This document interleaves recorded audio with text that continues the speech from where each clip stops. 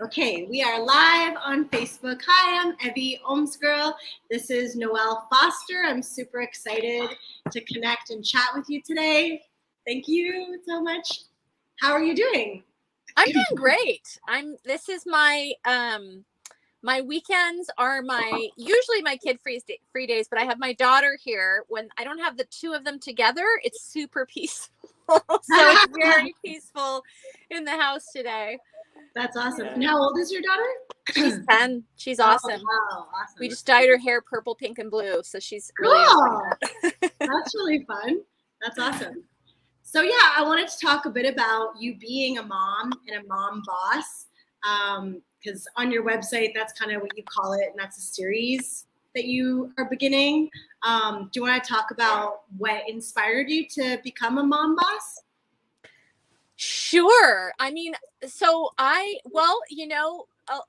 sometimes necessity gives birth to things that you need that you didn't see before. And so really what happened with me was that after a 14-year marriage, we were getting divorced, and I had a part-time salary income from my from some editing and ghostwriting that I was doing, but it was like, $15,000 a year, right, is not going to support a family in California, which is, I think the last time I checked, like the most expensive state in the country, maybe New York and California together.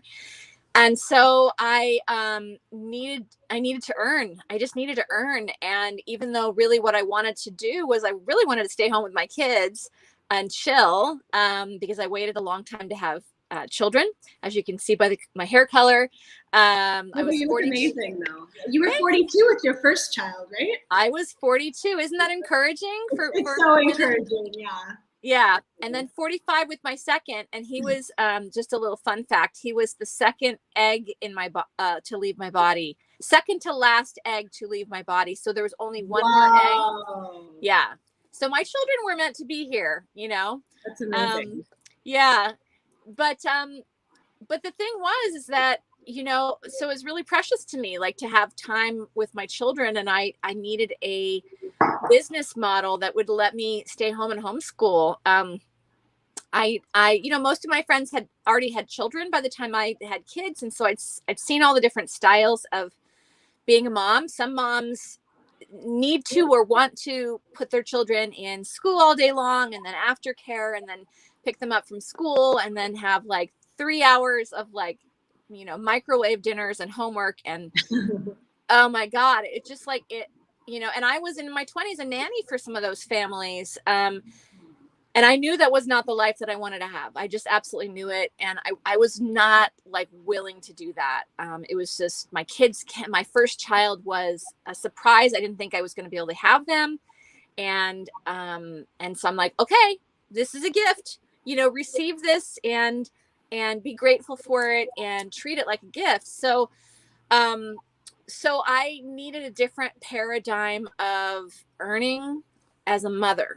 And so I didn't know what that was going to look like. I just knew what I wanted, right? I only wanted to work a couple hours a day, 2-3 hours a day. I wanted to work from the internet so that we can be location independent. So we live way out in the country. The only thing here is a post office and a cafe in our town. We got chickens and pigs and goats and horses. Yeah. And we have good internet, so that helps. Thank God I have the internet.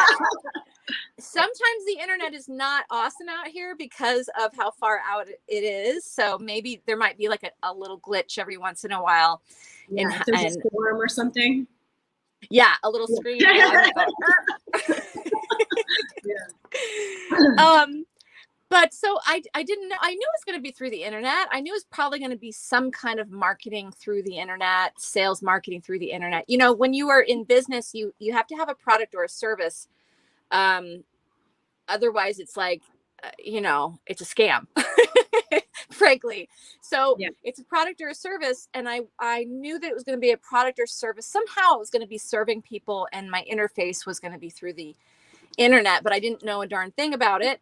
And I was fortunate enough, like I use it to post baby pictures and for my family, and to do some activism. That's what I used the internet for.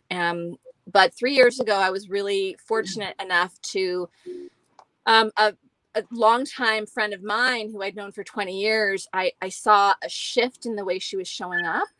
And she learned how to, through mentorship and community and training, she learned how to use this thing that we're talking through to earn money for her family. And so that was like okay, so teach me how to do this.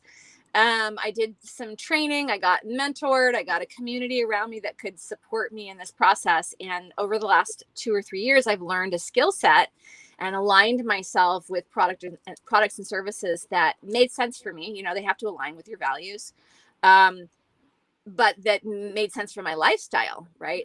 The way of doing business made sense for my lifestyle. So that was the origin. That's my origin story as Momboss. And then, you know, you just kind of, you have the map and the blueprint and the plan. And then because we're all different and we all have different journeys, you know, there was the process of like learning how to do these things, burning down my limiting beliefs, finding things that didn't work for me that I had to shift and kind of make my own. But ultimately, the thing that enabled me to be where I am now, it was the training and the mentorship and the community that I got 3 years ago, which was just an incredible blessing and continues to be a blessing. So I'm long-winded, so you feel no, free that's to cut me off. I'm getting over a cold, so it's good that you're talking. So was a lot of that with Freedom Era then, or it was a combination of going to specific mentors and tools as well, which I know we're both into EFT. Yeah, when I started, the Freedom Era wasn't around. We had Can you hear me okay?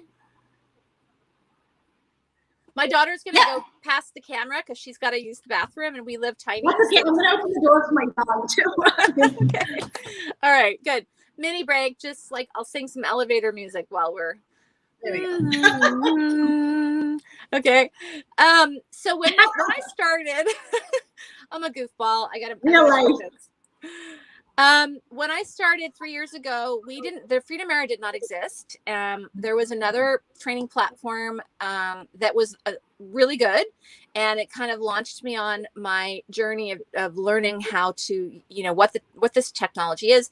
And what I discovered is it's really actually not, was not as complicated as I thought it was going to be. It was much simpler. And it was much more easy to learn it and start doing it than I thought. But I do have great mentors, and they're almost all of them moms, which was important for me because, you know, if you don't have kids, you've got more time. That's quite frankly the thing. And even when I didn't have kids, I still thought I didn't have any time. And I thought, you know, life was really busy and I felt overwhelmed often. But then when I had kids, I'm like, oh, girlfriend, you didn't you didn't know. No, you didn't know. So basically being mentored by women who have walked in my shoes, and I know that they bumped up against the challenges that I had, you know, I felt really supported, you know, and it's not just exclusive to mothers. There's all sorts of people in our community. There's men, and there's baby boomers, and there's 23-year-old single ladies who are rocking it. And the awesome thing about it is that the technology for succeeding in the online space is actually the same no matter what your particular circumstances are. It's just that sometimes the details of your life you may need some support around so that you can implement, and that's where having a community that can support you on that is really so good. So yes, and then the Freedom Era came out, and that was just like a whole nother launch step up, because then like when I could see holes in my own ability to grow my business, like I feel like my content isn't reaching people, isn't getting the response that I want, even though I've written a lot of copy. What's missing? And then I can go into the Freedom Era Academy and do a class on copywriting, you know. For example, I'm actually teaching a class on copywriting next week. Oh, cool. Yeah. I'm just finishing the money course. I've been loving it. Oh, that's so important. Yeah. Yeah. One of the big reasons that we may not have what we want in our life is often not strategy. It's usually inner limitations. So our self-concept, our viewpoint around money and wealth, Scarcity and mindset versus abundance. scarcity mindset, right? Like, oh, who's going to buy Which my I see a product or lot service? around me sometimes. It's easy to get into that state, I think. It is, because we're sponges for all the influences that are around us. So if we're not super conscious about the narratives that are being spun in our orbit around us, we can be absorbing these unhelpful ideas without even realizing it. And then when we go to do our action, we don't do it. We don't take action because of this, like, bumping up to resistance. So mindset is super important. And it's not just thinking a good thought. It's like, meditation, journaling, there's lots of tools that you can use to help you get there. Yeah. And so was that one of the biggest shifts for you? Like, also going into the world, like, because a lot of people, even going into it, they're like, oh, it's so expensive, which, if you can get your mindset even just at the beginning of like, okay, I am worthy of like this water system and of success and just trying this path. How did you even it sounds like your close friend, you'd seen some of that as well, but was there something that had to shift before you actually jumped in, or? Well, I jumped in because I had a great need. I had a great need, but, and I made a lot of progress and I had a lot of success, but I ran into a wall at a certain point, which was in 2019. And I misassigned this wall to, it was not a big wall, but it felt like a big wall. It was like 2 months when I just went, and I misassigned this to what's going on in the world, right? I said, well, the reason why I'm, in a funk, the reason why I'm not making sales is because, because of, CV, we can't say those words anymore, right? Because of the pandemic. Yeah.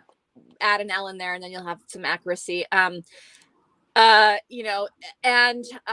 maybe nobody wants to buy these things, and maybe everybody's afraid to take a chance. And so your mindset kind of went backwards a little bit.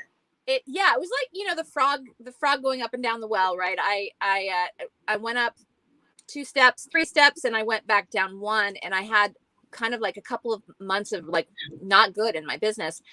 And then I caught myself. I'm like, okay, so hold on a second, because actually there are people rocking it right now. They're rocking it, and they're moms, and they're single moms, and they're, they've got whatever their life situations are. What is different between them and you? Is it because they have a smaller nose? Dumb things, right? Is it because they are 10 years younger than you are? Is it because they're luckier? And all of those are BS, right? Yeah. The reason why was because I focused on things that were not helpful to me, and I argued for my limitations rather than my dreams, and then I didn't show for my business. So 2019, the end of 2019, I say autumn, in the fall, I got really disciplined about my inner work game. So any coach worth their beans will tell you it's between 60 to 80% inner work. And that doesn't mean, like, a lot of people, what I used to do is like, okay, I'll spend 5 minutes on gratitude practice this morning. That'll be my inner work. Okay, great. I'll spend 10 minutes writing affirmations in the morning, and that's it. And then what do I do for the rest of the day? If it's 80% inner work and I'm only actually spending 1% on inner work, what's going on? So I got really hardcore on reading the books and listening to the audibles, and not just reading them while I'm doing the dishes and not really listening, like stopping, absorbing, journaling on it, meditating on it, writing myself a task that had to do with what I had just read, so that I was implementing it, so I could see this in my life, taking action. I would write down the recommendations that the authors would say to do, and I would actually do them. Most of us don't it's called shelf help, because we get the book and we go, oh, very nice, very nice. I'm going to read the back cover. Oh yeah, that's great. Read the front cover. Oh, the first chapter. Oh man, this is amazing. This is amazing. It goes on the shelf. Yeah. And then we think that we've done inner work. Right. Shelf help, not self-help. Yeah. So was gratitude also like the book, The Magic? We've done it twice with the Thrive movement, which is also one of your babies. Yes. Yeah, which has been so amazing to be part of, even just a little bit.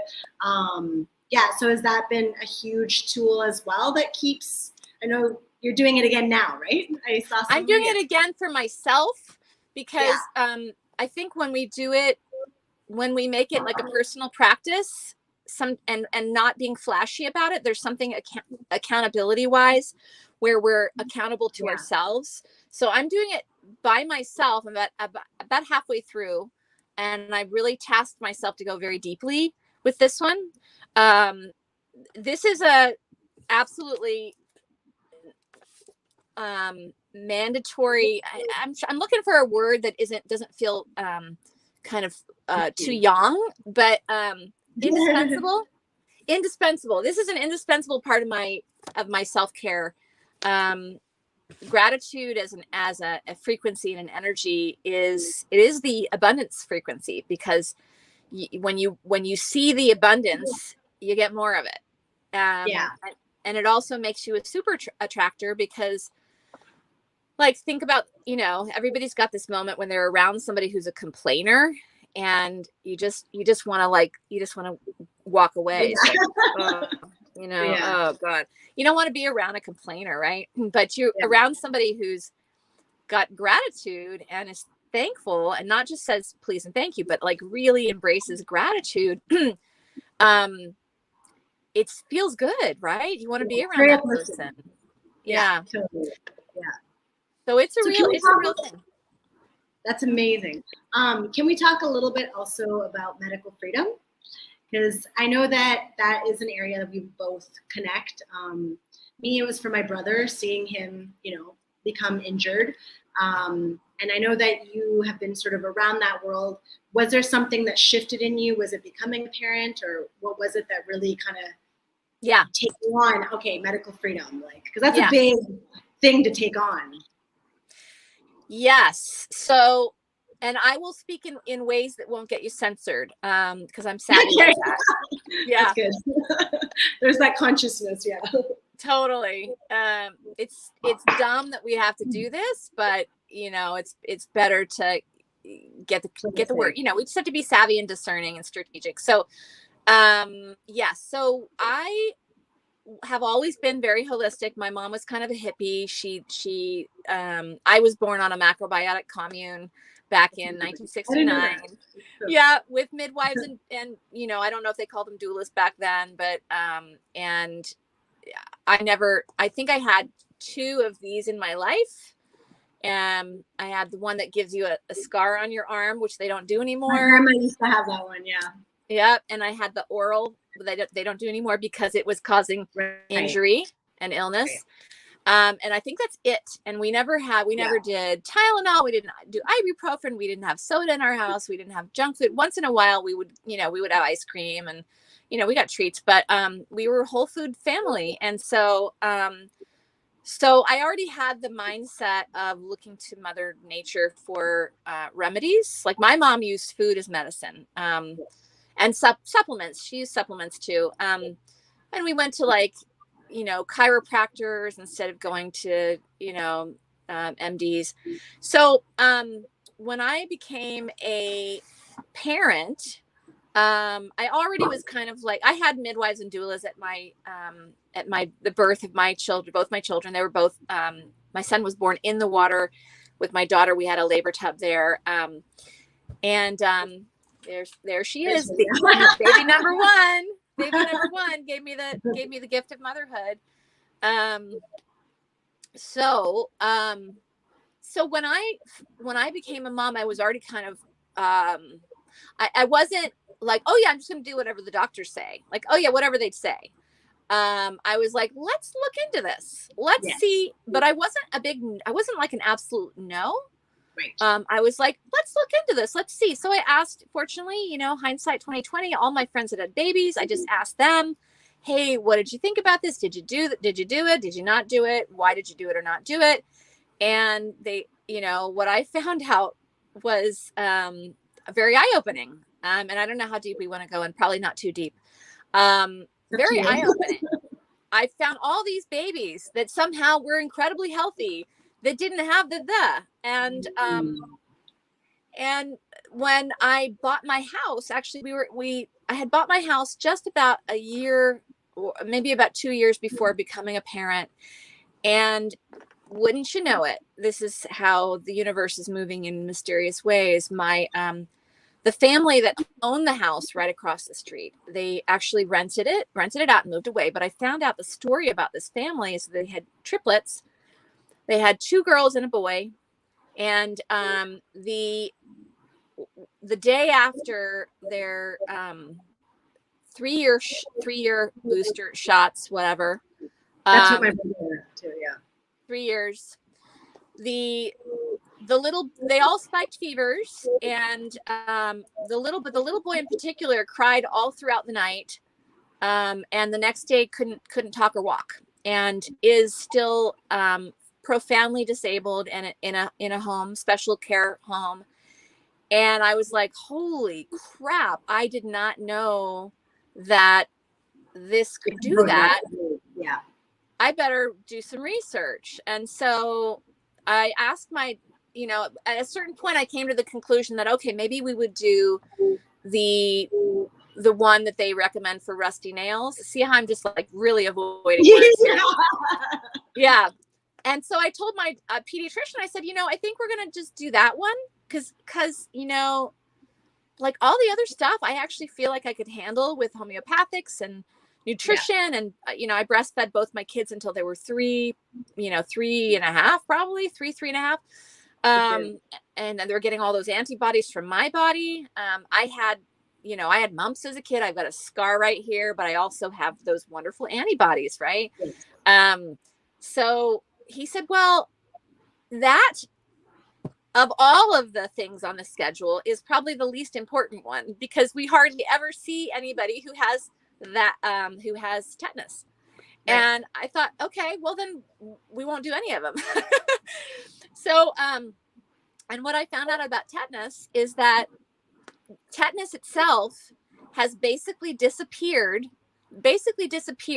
with the advent of the automobile, because not because of the rusty nail, but because, it was partially to do with rusty nails, but mostly to do with, actually not to do with, but it had to do with animal feces, because tetanus spores actually hide in animal feces. So what they thought was the rusty nail issue, what happened was it would be these kids running around on a farm without any shoes on. Yes, they would get a deep puncture wound, but then they'd be stepping on animal feces and getting the spores of the tetanus into the wound, right?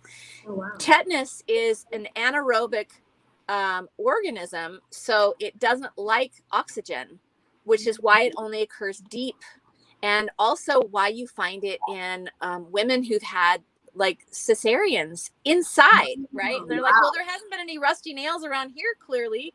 So what happened there? Well, it's because it's anaerobic.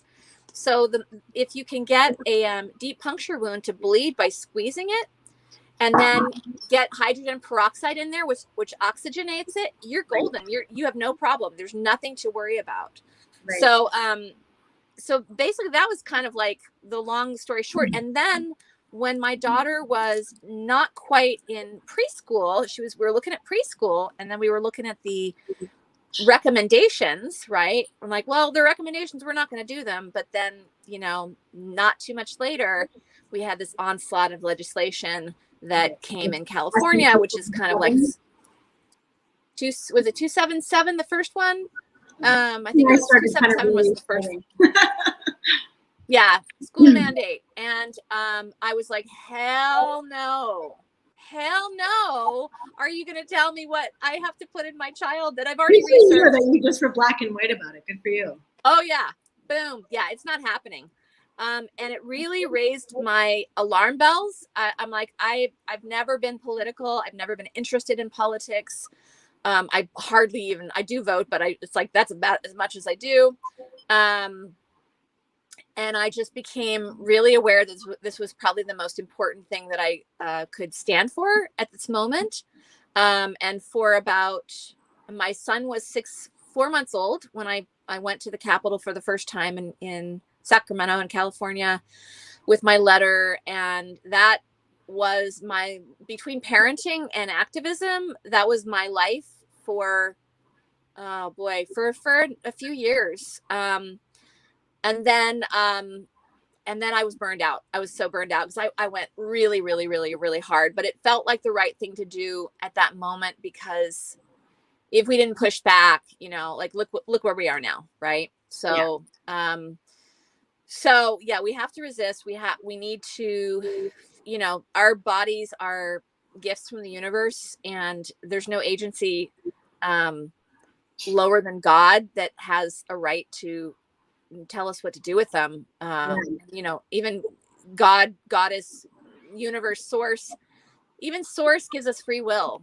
So it's like a very, that philosophy of state mandated medicine is a counter to universal laws, foundational, fundamental universal laws. So yeah, I am. And if you've had a family member who's been hurt like you have, then it becomes even more clear. Like, yeah, this is non-negotiable. Yeah. It's crazy to me though, how I've lost some friends and people that have been very close to me. And I'm just like, how do you not see, But I do think that is one of the silver linings of what's kind of going on in the world today, is there are a lot more people that maybe wouldn't have stood up or whatever, and not to get too into that, but who are starting to see things that some of us who have been more affected, by this road, whether it's having children or seeing injury or whatever, that have been like, hey, we've been saying this for a while, like, regardless of where you want to stand, we still have to stand up for our freedoms to choose, have that sovereignty with our bodies, right? So, yeah. Amen. Like, where is the line? Is the line 1? Is it 2? Is it 3? Is it 3 and a booster? Is it 3 and 2 boosters? 3 boosters? How many boosters? Is it a monthly this? Yeah. And why would you not want to have choice or the freedom to say no? Yeah. That's crazy, particularly because the pharmaceutical industry does not have a lily white past. Like, they do not have a lily white track record. They have a track record. I think they're the most sued industry of any in the world, and really crazy shit that they've been doing too. So it's like, I think that you probably want to have the right to say, no, you're a major international corporation that sometimes does really corrupt things, and I probably don't want to be required to use your products, right? Anyway, I think probably what you said, like, people's lines in the sands are, they didn't have enough of a boundary, and now the boundary that they did have is getting pushed. Or maybe it's becoming more personal for more people, I think. I think that's what it is. It's great. I mean, it's exciting. It's like, I think, is it 40 to 50% of the world is waking up now and saying, no, we're not going to do it. We'll sit and have our lunch in the streets if you say we can't go in the restaurant. We'll have our own homestead if you say we can't go in the supermarket. We'll work from home. We'll homeschool. No, we're not going to do it. You're disempowered. Boop, you're canceled. I loved in Italy about 6 months ago too, how a lot of them burned their V passports just to come back into solidarity, right? Because they've seen extreme in political cases. So to me, it was like so beautiful, right? To see some of that. So one thing I wanted to quickly touch on, two more questions. One is, so during that time you kind of burned out, because I've seen before and after pictures of yourself, for sure the success in the monetary way and, your mindset and all of that is changing, but health-wise, it's like night and day. Like, you look like 10 years older in those pictures, like 5 years ago, 3 years ago. And so especially around here, which in TCM they say is the kidneys, which is the area we burn out, but that's like one of the areas you see. So can you talk a little bit about the health benefits with the live water and how for you or people around you have benefited in that way? Like, yeah, sure, totally. And by the way, I with marketing online, we do have to be careful about not making claims. So there's certain things that you'll see. I'm going to speak very generally about. Yes. You know, we can come on social media all day long and we can say really dumb stuff like, this saves lives, this is totally safe, but we can't say things that actually are real and true. So we'll talk in compliant generalities. Yeah, I was chronically ill. I would get like deep respiratory illness, like 2 or 3 months, and then I would get well, and then I'd get sick again 2 or 3 months, and I was just really a total adrenal fatigue. I looked like the crypt keeper. Like I was just like my, skin was kind of ashen, and I didn't have dark circles under my eyes, and I didn't sleep well, and just all sorts of things. And so, and what I can't like say, hey, and now this never happens to me, and that just simply for compliance reasons. But what I can say is that just have a look at my photos and have a look at, or look at me right now, right? My skin did not glow. I couldn't do what I'm doing right now, which is to be a single mom homeschooling and running a big international team. And it is true, like in Chinese medicine, this is the kidney point, right? And if you've got dark circles under your eyes, you know that you've got kidney issues and you're probably deeply and chronically dehydrated, which I was. And I didn't know that. I actually didn't really understand what structured water was. It has to be the molecule clusters need to be small enough to be able to be uptook, what's the past tense here, into your cells, because your cells have a little mouth called the aquaporin, and it's only so big. So if you're drinking macro clustered water, it's not going to get in there. And all water that comes through metropolitan water districts or has been bottled and sits on a shelf is macro clustered. The molecules get densely compacted together, and it makes you feel bloated, and it makes you feel queasy, and it doesn't hydrate you. So you could drink all day long and still pee it all out and not be more hydrated. So that element, and then the active hydrogen that's in it, which is the most powerful antioxidant in the world. And antioxidants have everything to do with aging and DNA protection and immunity. 1 glass of so I've got my fresh pour here. This is I'm drinking mine too.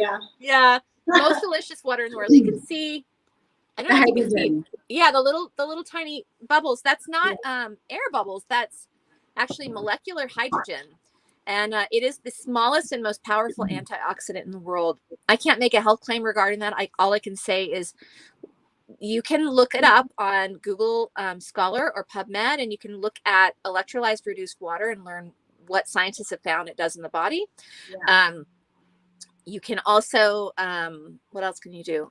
If you don't know the importance of antioxidants, I highly recommend learning about it, because it's most of us don't get enough of them. But this glass of water, this is I've drank two cups here. There's 2 more cups here. This is equivalent to about 10 pounds of blueberries, just this, in antioxidants. And it's measurable. You can measure it with an electronic device, a scientific device. So imagine if I'm drinking like 4 of these a day, then it's like not any mystery why my health is improved, right? So that's basically probably the most compliant thing I can say. Beyond that, I can't really give too many more details, but it has really changed things for us. And my children too, my child, especially my oldest child, I'm going to talk about you and tell tales about you, honey.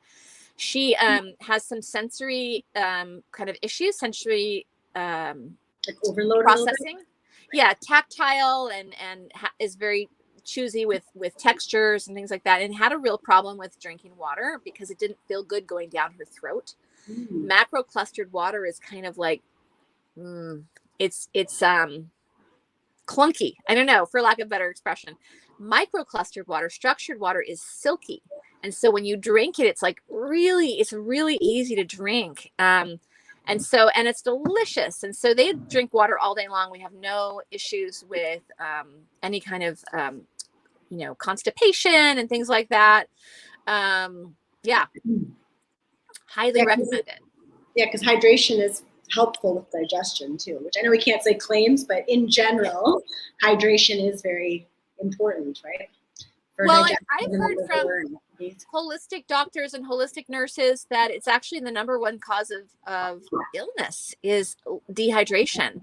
Yeah. So if our cells are not hydrated, the detox pathways don't work, right? Yeah. There's no flow. There's no place for things to flow in and out, right? So it makes sense that adequate hydration. A lot of holistic MDs are now starting to wake up to the importance of structured water, which is really cool. It's really, really cool. Yeah. So the last thing I just wanted to ask was, so in kind of your daily routine and in your success, you talked about mindset, and a lot of people say 68, 80% is mindset.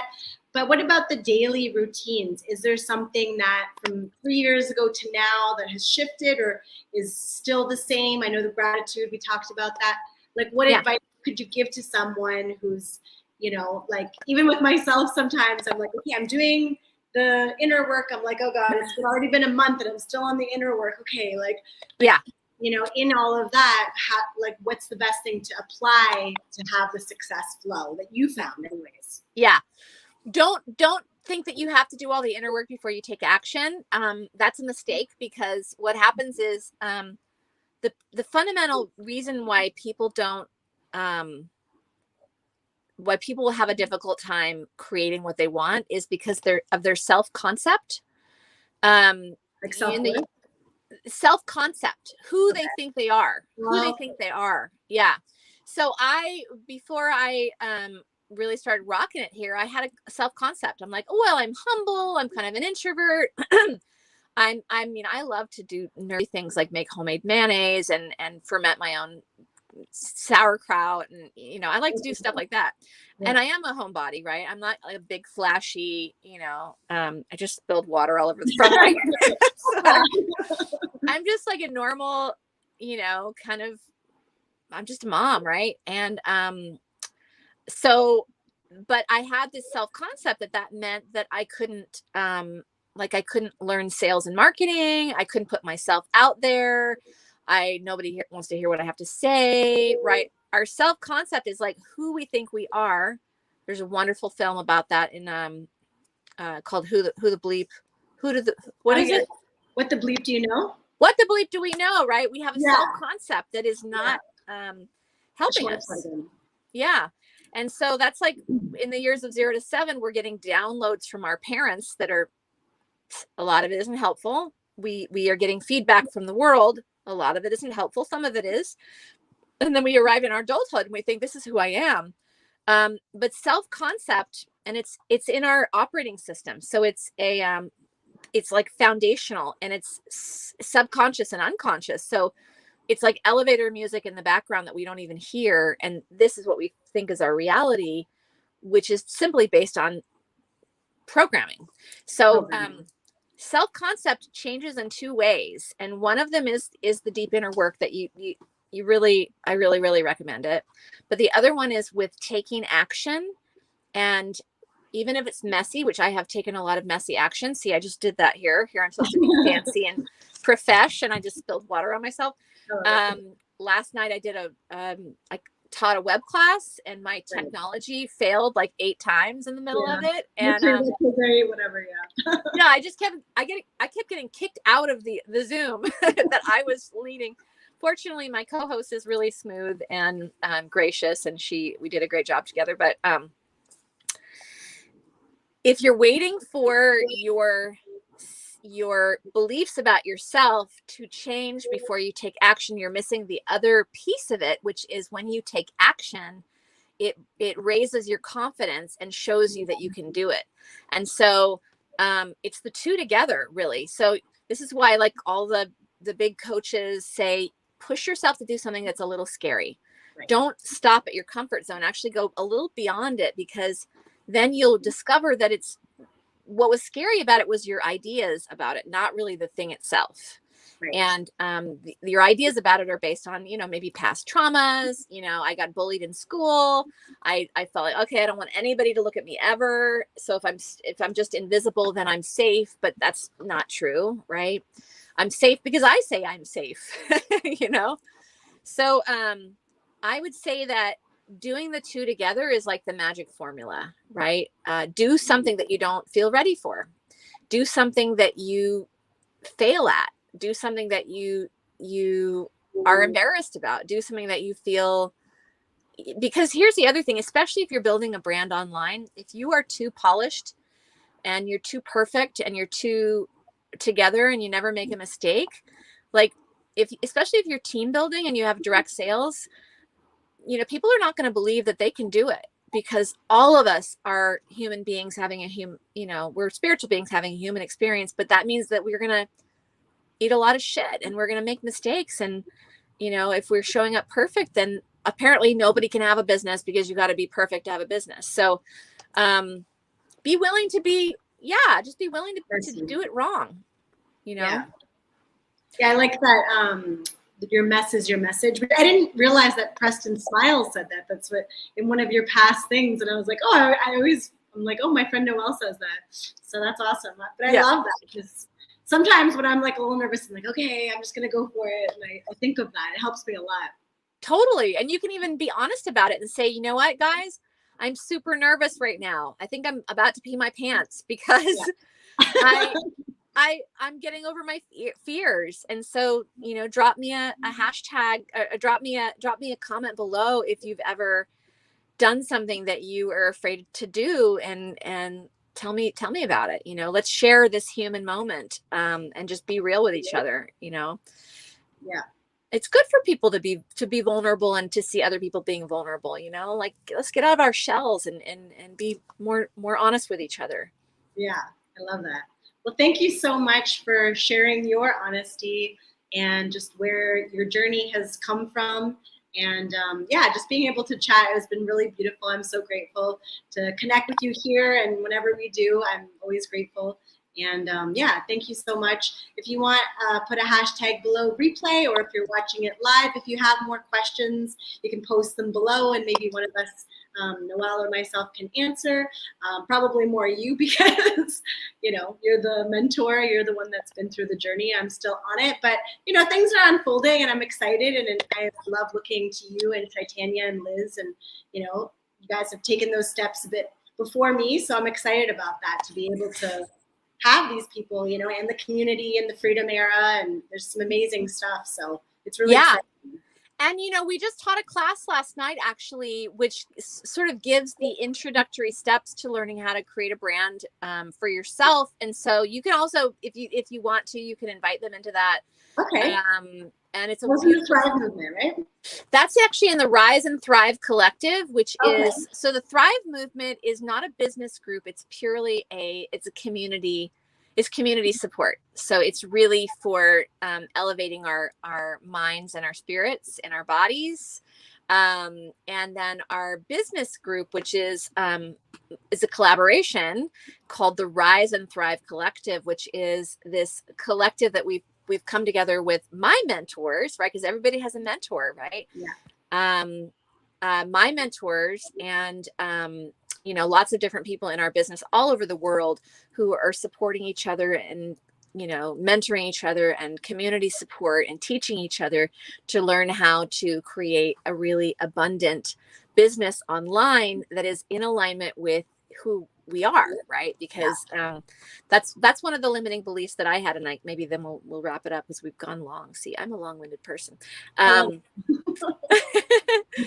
But sometimes people they think that being successful in business and having an abundant income and being really financially healthy is separate from being aligned with your values and being a good human, and like you're doing the wealth mindset stuff and being ethical and having integrity. They think it's like it can't be aligned, but actually that's completely false. That is a story that we've been handed generationally, and this is like, if you watch movies, Hollywood movies, you know, the good guys are always usually poor, the bad guys are usually rich. So, and who does that benefit to give people the idea that being abundant is, you know, corrupt? Well, it would benefit you if you were a corrupt wealthy person, because then you could keep the income for yourself, keep the masses, you know, controllable and poor, and then you don't have to worry about being challenged, right?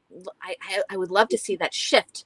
Let's bring a little bit more of that down here to people with good hearts and good values. So that's what the Rise and Thrive Collective is all about. Is it's helping people to learn how to create a lucrative, abundant brand, totally in alignment with their heart and their soul. So, and I love that lastly too, with the freedom era, with the money mindset, how it's a lot about bringing value too. Like the bonus was with Adrian Presley, and he was talking about that a lot. And that is really exciting to me too, because I love to give. So, you know, when I'm like, okay, like gotta make money or do that, I mean, that's exciting too, to like let things flow and abundant and getting out of my way and learning all these things. But being able to just give value, which is part of why I wanted to do this interview, is to just give people value and not think about, you know, where that's going to go or anything. And that's exciting too, because that's true. Like when you are abundant and your glass is full, it's so much easier to be like, here you go, like have some, you know? So, yes. And it's so easy to forget that, you know? Absolutely. No, all of the most successful and sustainable businesses come from service. It has to, right? It has to. It's like, otherwise it's parasitic, and parasites that don't, you know, like a parasite that takes more than it gives, or at least isn't sort of a symbiosis, is gonna die. So and not to mention that it just doesn't feel good, right? It feel like you said, it feels so good to be in service, right? It doesn't feel good to be codependent and exhaust yourself, but there's a balance point, right? And that balance point is where all the good stuff is. So awesome. Well, thank you so much, and have a beautiful night. And I'm sure I'll talk to you soon, and I'll definitely check out the Rise and Thrive group as well. And whoever wants to, then I can help guide, or Noelle can help guide in the chat below. And have a beautiful night. Yeah. Thank you, Evie. You're amazing. Thank you so much. Love ya. Good night. Bye. Bye.